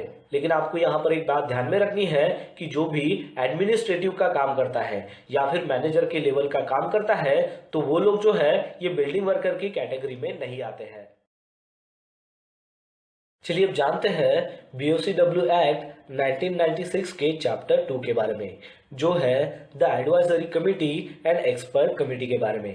तो इसमें सेक्शन 3 में बताया गया है सेंट्रल एडवाइजरी कमिटी के बारे में। तो सेंट्रल एडवाइजरी जो कमिटी होती है उसको सेंट्रल गवर्नमेंट की तरफ से कंस्टिट्यूट किया जाता है। इस सेंट्रल एडवाइजरी कमेटी को और एक नाम भी दिया गया है, इसको और एक नाम से भी जानते हैं, जो है central building and other construction workers advisory committee. इसमें एक चेयरपर्सन होता है जो सेंट्रल गवर्नमेंट जो है वो उसको नॉमिनेट करती है, और इसमें 3 एमपीज होते हैं जिसमें से 2 जो है वो लोकसभा से नॉमिनेट किए जाते हैं और एक जो है वो राज्यसभा से नॉमिनेट किया जाता है। इसमें एक डायरेक्टर जनरल भी होता है और इसके अलावा 9 से लेकर 13 जो मेंबर्स है वो सेंट्रल गवर्नमेंट की तरफ से नॉमिनेट किए जाते हैं।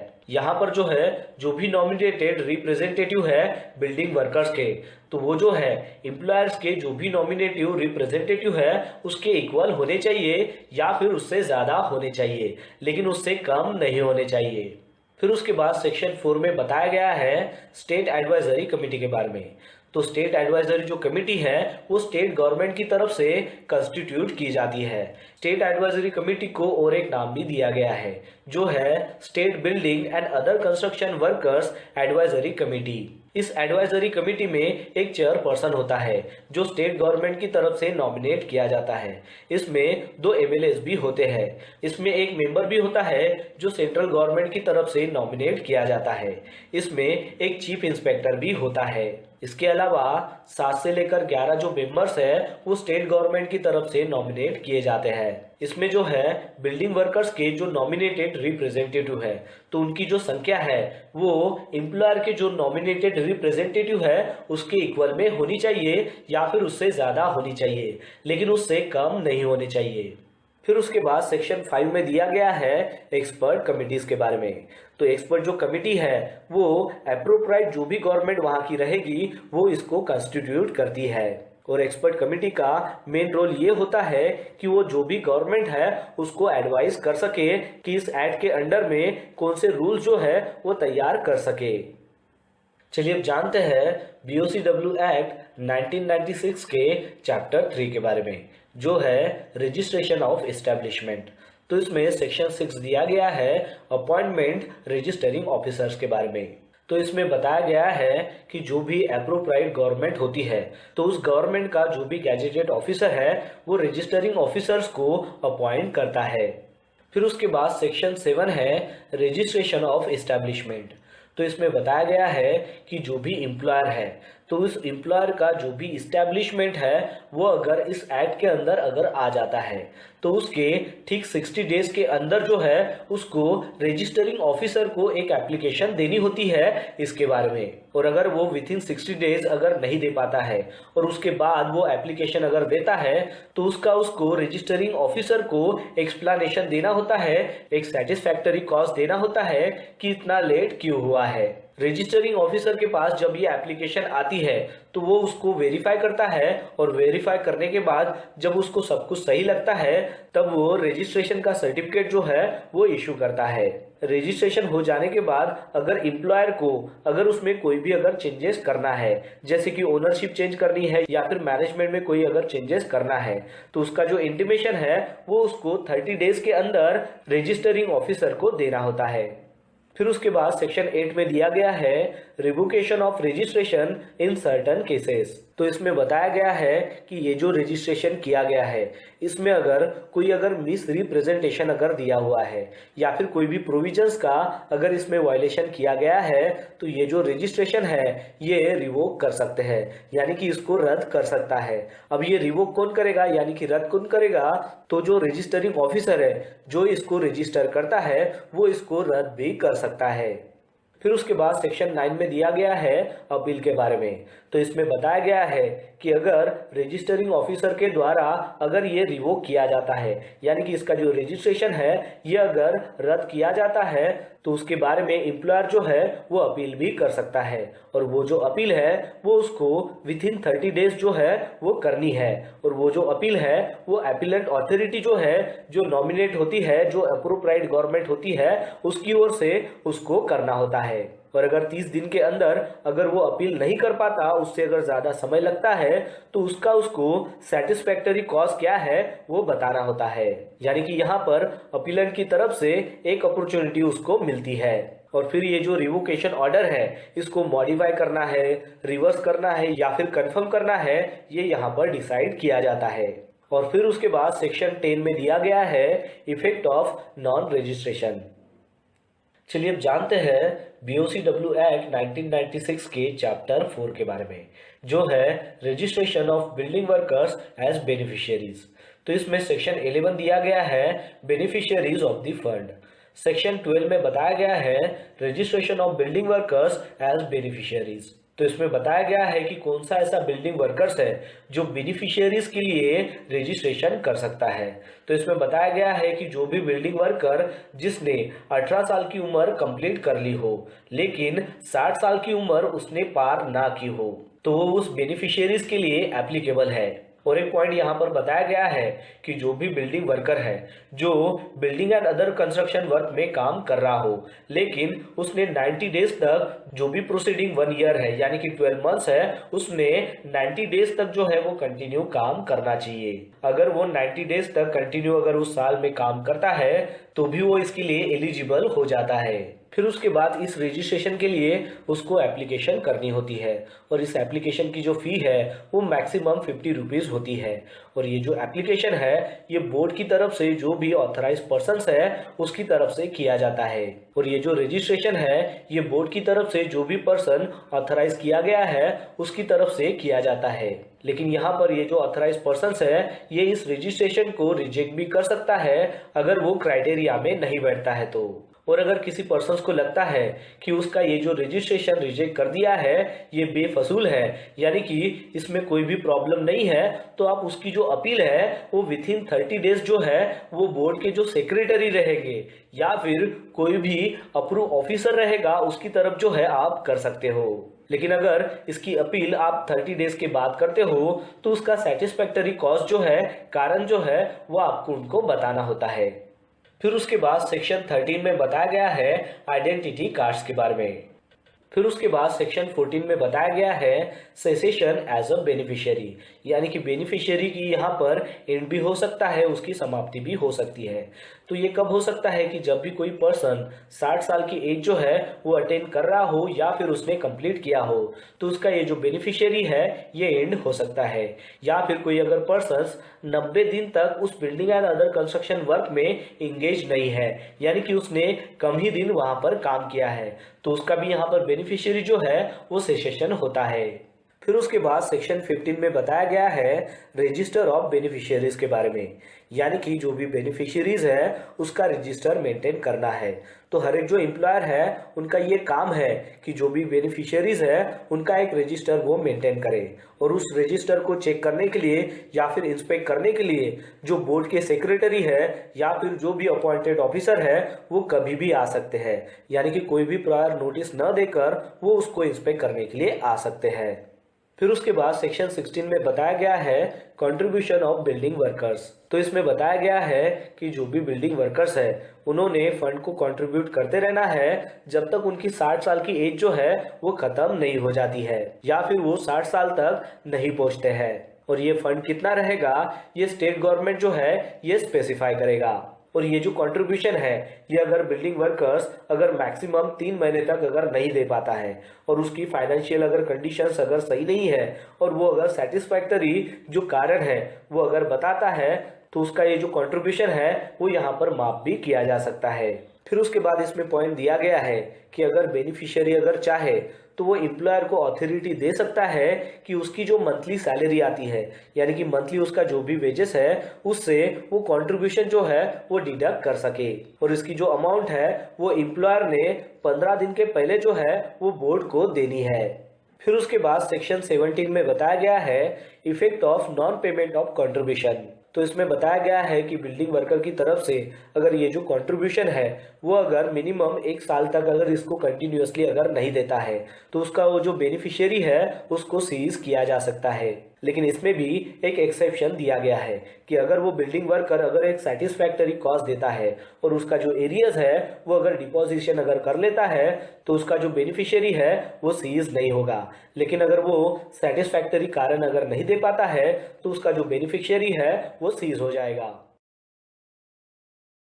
चलिए अब जानते हैं BOCW एक्ट 1996 के चैप्टर 5 के बारे में, जो है building and other construction workers welfare boards के बारे में, जिसमें सेक्शन 18 है constitution of state welfare board. तो हर एक जो स्टेट गवर्नमेंट होती है वो स्टेट वेलफेयर जो बोर्ड है उसको कंस्टिट्यूट करती है या फिर अपॉइंट करती है। इसमें एक चेयरपर्सन होता है जिसको सेंट्रल गवर्नमेंट की तरफ से नॉमिनेट किया जाता है और अदर 15% होते हैं जिसको स्टेट गवर्नमेंट की तरफ से अपॉइंट किया जाता है। तो इसमें भी स्टेट गवर्नमेंट के जो रिप्रेजेंटेटिव है वो एम्प्लॉयर्स और बिल्डिंग कंस्ट्रक्शन जो वर्कर्स है उसके रिप्रेजेंटेटिव के इक्वल होते हैं। इसमें एक मेंबर जो है वो वुमन होती है। फिर उसके बाद सेक्शन 19 में बताया गया है secretary and other officers of boards. तो यहाँ पर जो सेक्रेटरी है वो चीफ एग्जीक्यूटिव ऑफिसर होता है यानी कि सीईओ होता है। फिर उसके बाद सेक्शन 20 है मीटिंग्स ऑफ बोर्ड। सेक्शन 21 है vacancies etcetera not to invalidate proceedings of the board. Section 22 है फंक्शन ऑफ द बोर्ड। तो इसमें बताया गया है कि बोर्ड का क्या फंक्शन होता है। तो इनकेस अगर एक्सीडेंट हो जाता है तो उनको इमीडिएट असिस्ट करने का बोर्ड का फंक्शन होता है, उसका काम होता है। फिर उसके बाद है कि अगर किसी पर्सन की 60 एज जो है वो कंप्लीट हो चुकी है तो उसका पेमेंट और पेंशन देने का भी बोर्ड का फंक्शन होता है, उसका काम होता है। फिर उसके बाद है कि होम लोन को सैंक्शन करना, ये भी बोर्ड का काम होता है। फिर उसके बाद है कि ग्रुप इंश्योरेंस जो स्कीम है उसका पेमेंट करने का भी काम होता है। फिर उसके बाद है मेडिकल एक्सपेंसेस देना, वो भी बोर्ड का काम होता है। फिर उसके बाद है कि एजुकेशन के लिए फाइनेंशियल असिस्ट करना, वो भी बोर्ड का काम होता है। फिर उसके बाद है मैटरनिटी बेनिफिट्स भी देना, ये बोर्ड का काम होता है। फिर उसके बाद सेक्शन 23 है grant and loans by the central government. फिर उसके बाद सेक्शन 24 है building and other construction workers welfare fund and its application. अब ये जो वेलफेयर फंड है ये भी बोर्ड के द्वारा ही कंस्टिट्यूट किया जाता है और यहाँ पर जो मैक्सिमम एक्सपेंसेस है टूवर्ड्स जो सैलरीज हो या फिर फाइनेंशियल असिस्टेंस हो या फिर अदर एडमिनिस्ट्रेटिव वर्क हो, तो एक फाइनेंशियल ईयर में ये 5% होता है और इसका बजट और एनुअल रिपोर्ट जो है वो स्टेट गवर्नमेंट और सेंट्रल गवर्नमेंट को सबमिट किया जाता है। फिर उसके बाद सेक्शन 25 है बजट। सेक्शन 26 है एनुअल रिपोर्ट। सेक्शन 27 है अकाउंट्स एंड ऑडिट। तो इसमें बताया गया है कि बोर्ड का जो अकाउंट्स है उसको ऑडिट किया जाता है controller and auditor general of India की तरफ से और ये अकाउंट के ऑडिट की जो कॉपी है और ऑडिटर्स की जो रिपोर्ट है उसको स्टेट गवर्नमेंट को सबमिट किया जाता है। चलिए अब जानते हैं BOCW एक्ट 1996 के चैप्टर 6 के बारे में, जो है hours of work, welfare measures and other condition of service of building workers, जिसमें सेक्शन 28 है fixing hours for normal working day. दोस्तों, जैसा कि इसके पहले हमने फैक्ट्री एक्ट की बात की थी, तो फैक्ट्री एक्ट और BOCW एक्ट में ज़्यादातर जो है वो सेम ही कंडीशन बताई गई है। तो यहाँ पर भी नॉर्मल वर्किंग डे जो है वो 9 हावर्स का होता है और एक वीक में वो 48 हावर्स तक काम कर सकते हैं, जैसा कि फैक्ट्री एक्ट में भी था। और इसकी जो अथॉरिटी है वो अप्रोप्राइट जो गवर्नमेंट है उसकी तरफ से होती है और यहाँ पर 7 दिन में 1 दिन का रेस्ट जो है वो देना अनिवार्य है। और अगर रेस्ट के दिन भी आपसे अगर काम कराते हैं तो उस रेस्ट डे में काम करने का जो मुआवजा है वो आपको ओवर टाइम का जो वेज रेट रहेगा उसके इक्वल में या फिर उससे ज़्यादा देना है। फिर उसके बाद सेक्शन 29 है wages for over time work. तो इसमें ओवर टाइम रेट के बारे में बताया गया है। तो ओवर टाइम जो रेट है वो ऑर्डिनरी जो रेट रहेगा उसके डबल मल्टीपल रहेगा और वेजेस का जो ऑर्डिनरी रेट है वो कैसे कैलकुलेट करते हैं, तो उसमें बेसिक वेजेस होते हैं प्लस अदर जो इंटाइटल अलाउंसेस होते हैं वो उसमें ऐड किए जाते हैं, लेकिन इसमें बोनस को ऐड नहीं किया जाता। तो इस तरीके से आपका ऑर्डिनरी जो रेट है वेजेस का वो निकलता है और ओवर टाइम जो रेट है वो ऑर्डिनरी रेट के डबल होता है। फिर उसके बाद सेक्शन 30 है maintenance of registers and records और इसका जो रिकॉर्ड है और रजिस्टर जो है वो एम्प्लॉयर को मेंटेन करना होता है। फिर उसके बाद सेक्शन 31 है prohibition of employment of certain person in certain building और अदर कंस्ट्रक्शन वर्क। फिर उसके बाद सेक्शन 32 है ड्रिंकिंग वाटर के बारे में। तो इसमें बताया गया है कि ड्रिंकिंग वाटर जो स्टेशन रहेगा वो लैट्रिन्स हो, यूरिनल्स हो या फिर स्पिटून्स हो या फिर वॉशिंग प्लेस हो, तो यहाँ से 6 मीटर के डिस्टेंस पर ही आपको ड्रिंकिंग वाटर स्टेशन जो है वो रखना है, यानी कि इससे 6 मीटर और 6 मीटर से ज्यादा का जो फासला है वो मेंटेन करना है। फिर उसके बाद सेक्शन 33 है लैट्रिन्स एंड यूरिनल्स के बारे में। तो इसमें बताया गया है कि अगर 50 या फिर 50 से ज़्यादा अगर पर्सन्स एम्प्लॉय है तो वहाँ पर एक सेपरेट यूरिनल्स जो है वो प्रोवाइड कराना है, या फिर लैट्रिन्स में अगर वाटर बोर्न सीवेज जो सिस्टम है वो अगर कनेक्टेड नहीं है तो वहाँ पर भी सेपरेट यूरिनल्स जो है वो प्रोवाइड कराना है। फिर उसके बाद सेक्शन 34 है अकोमोडेशन के बारे में। फिर उसके बाद सेक्शन 35 है क्रेचेस के बारे में। तो इसमें बताया गया है कि जहां कहीं भी 50 फीमेल बिल्डिंग वर्कर्स अगर ऑर्डिनरी वहां पर काम कर रहे हैं तो वहां पर क्रेचेस जो है वो प्रोवाइड कराना है। और वहां पर चिल्ड्रन जो है जिसकी एज 6 ईयर से ज़्यादा नहीं है, यानी कि 6 ईयर से कम ही जिनकी एज है वो यहाँ पर रह सकते हैं। और क्रेचेस में एक महिला भी वहां पर रहेगी ताकि वो जो चिल्ड्रंस है उनकी देखभाल कर सके।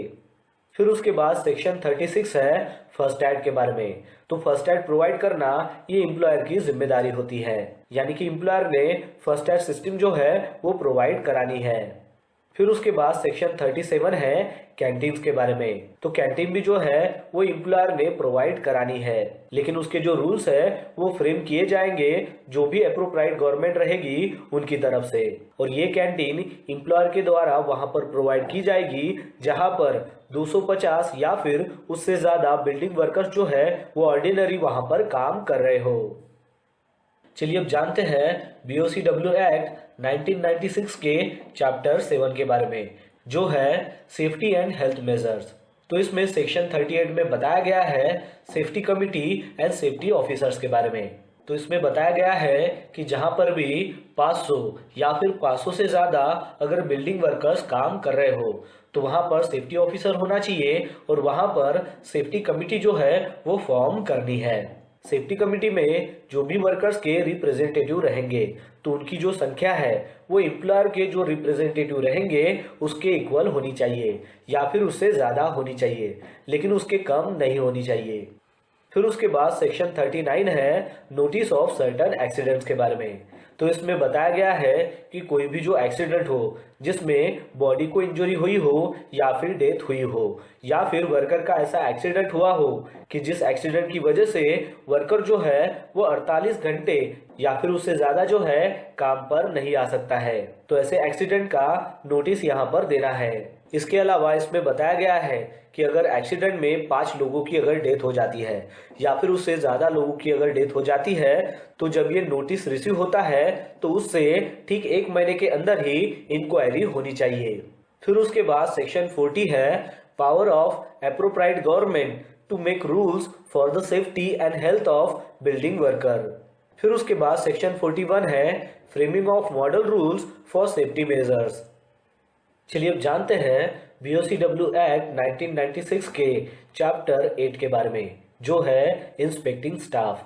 तो इसमें सेक्शन 42 है appointment of director general, chief inspector and inspector. तो इसमें बताया गया है कि सेंट्रल गवर्नमेंट की तरफ से गैजेटेड ऑफिसर होते हैं और उनको as a director general of inspection करके अपॉइंट किया जाता है।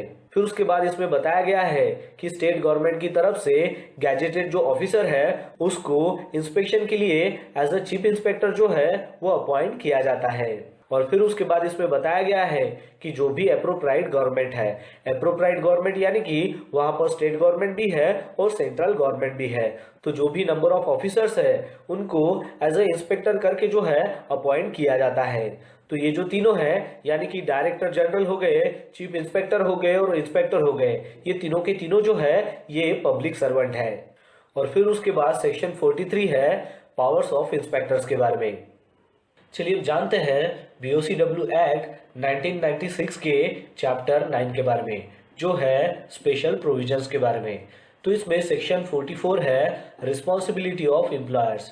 फिर उसके बाद सेक्शन 45 है responsibility for payment of wages and compensation. तो इसमें बताया गया है कि पेमेंट ऑफ वेजेस के लिए एम्प्लॉयर जो है वो जिम्मेदार है और इन केस अगर कॉन्ट्रैक्टर जो है वो कंपनसेशन देने में अगर फेल हो जाता है तो उसकी जगह पर एम्प्लॉयर जो है वो वहां पर लायबल हो जाता है उस पेमेंट को देने में या फिर उस कंपनसेशन को देने में। और एम्प्लॉयर को ये जो कंपनसेशन है जो कॉन्ट्रैक्टर फेल हुआ है वो देने में, तो उसको देना है एम्प्लॉइज कंपनसेशन एक्ट 1923 के प्रोविजन के अनुसार। और बाद में ये जो कंपनसेशन है जो एम्प्लॉयर देता है ये फिर वो कॉन्ट्रैक्टर की ओर से बाद में रिकवर कर सकता है। फिर उसके बाद है सेक्शन 46 जो है notice of commencement of building और अदर कंस्ट्रक्शन वर्क। तो इसमें बताया गया है कि एम्प्लॉयर जो है वो इंस्पेक्टर को 30 दिन पहले यानी कि कमेंसमेंट होने के 30 दिन पहले जो है वो नोटिस देगा। चलिए अब जानते हैं BOCW एक्ट 1996 के चैप्टर 10 के बारे में जो है पेनाल्टीज एंड प्रोसीजर। तो इसमें सेक्शन 47 है penalty for contravention of provisions regarding safety measures, यानी कि इसमें बताया गया है कि सेफ्टी मेजर्स के रिगार्डिंग जो भी प्रोविजंस है उसका अगर कोई उल्लंघन करता है तो उसके ऊपर क्या पेनाल्टी हो सकती है। तो इसमें दिया गया है कि मैक्सिमम जो जेल है वो 3 महीने तक हो सकती है या फिर मैक्सिमम फाइन जो है वो 2000 तक यहाँ पर होता है या फिर ये दोनों भी हो सकती है। इसके अलावा अगर ये कॉन्ट्रावेंशन यानी कि अगर उल्लंघन अगर कंटिन्यू अगर होता है तो उसके लिए 100 रुपीज पर डे देने होंगे। फिर उसके बाद सेक्शन 48 है penalty for failure to give notice of the commencement of the building और अदर कंस्ट्रक्शन वर्क, यानी कि इसमें बताया गया है कि building and other construction work का अगर कमेंसमेंट उसका जो नोटिस है अगर वो देने में अगर फेल हो जाते हैं तो उसका पेनाल्टी क्या हो सकता है।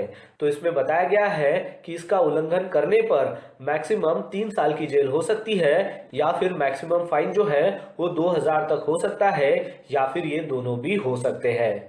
फिर उसके बाद सेक्शन 49 है पेनाल्टी फॉर ऑब्स्ट्रक्शंस, यानी कि कोई अगर काम में ऑब्स्ट्रक्शन कर रहा है या फिर जानबूझकर उसको रिफ्यूज कर रहा है तो उसके लिए क्या पेनाल्टी होगी ये इसमें बताया गया है। तो इसमें यहाँ पर बताया गया है कि मैक्सिमम जेल जो है वो 3 महीने की हो सकती है और फाइन जो है वो 1000 तक हो सकता है या फिर ये दोनों भी हो सकते हैं। फिर उसके बाद सेक्शन 50 है पेनाल्टी फॉर अदर ऑफेंसेस, यानी कि सेफ्टी के अलावा अगर दूसरा कोई अगर ऑफेंस होता है तो उसके ऊपर क्या पेनाल्टी हो सकती है।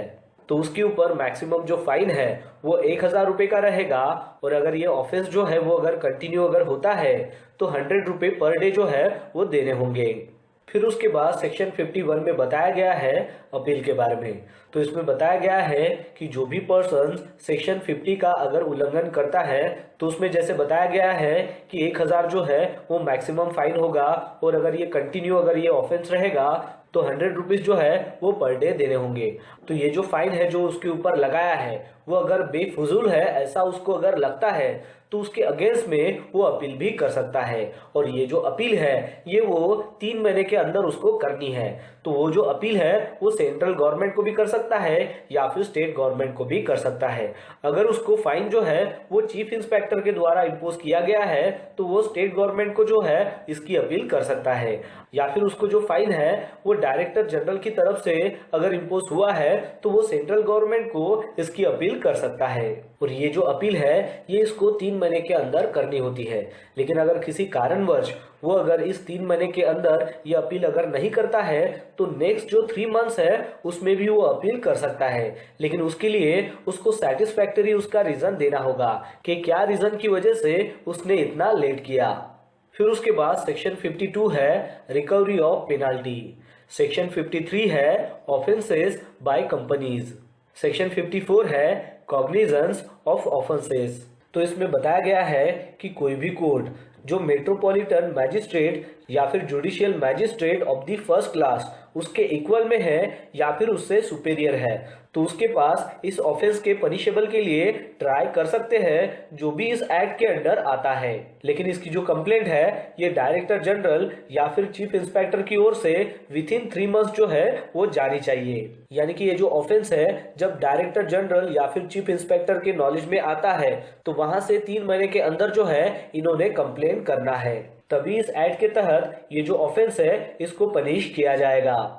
फिर उसके बाद है सेक्शन 55 जो है लिमिटेशन ऑफ प्रोसिक्यूशंस के बारे में। चलिए अब जानते हैं BOCW एक्ट 1996 के चैप्टर 11 के बारे में जो है मिसलेनियस। तो इसमें सेक्शन 56 है डिलीगेशन ऑफ पावर्स, सेक्शन 57 है रिटर्न्स, सेक्शन 58 है application of act to building workers, section 59 है protection of action taken in good faith, section 60 है power of central government to give directions, तो इसमें बताया गया है कि सेंट्रल गवर्नमेंट के पास ये पावर होती है कि वो स्टेट गवर्नमेंट को डायरेक्शन दे सके, और वो भी सेफ्टी के एडमिनिस्ट्रेशन रिगार्डिंग। फिर उसके बाद है सेक्शन 61 जो है पावर टू रिमूव डिफिकल्टीज। तो इसमें बताया गया है कि जो भी डिफिकल्टीज है उसको रिमूव करने का जो पावर है वो सेंट्रल गवर्नमेंट के पास होता है। फिर उसके बाद है सेक्शन 62 जो है पावर टू मेक रूल्स। तो इसमें बताया गया है कि इसकी जो अथॉरिटी है ये अप्रोप्राइट गवर्नमेंट के पास होती है। अब ये जो अप्रोप्राइट गवर्नमेंट यानी कि ये सेंट्रल गवर्नमेंट भी हो सकती है या फिर स्टेट गवर्नमेंट भी हो सकती है। फिर उसके बाद है सेक्शन 63 जो है saving of certain laws. Section 64 है रिपील एंड सेविंग। तो इस प्रकार बीओसी एक्ट 1996 में टोटल 11 चैप्टर्स हमने यहाँ पर देखे हैं और टोटल 64 सेक्शन के बारे में हमने जाना है। तो दोस्तों आशा करता हूँ कि आपको इस वीडियो के माध्यम से पता चल गया होगा बीओसीडब्ल्यू एक्ट 1996 के बारे में। तो बस आज के लिए इतना ही, मिलता है नेक्स्ट वीडियो में एक नए टॉपिक के साथ में। तब तक के लिए टेक केयर, बाय बाय।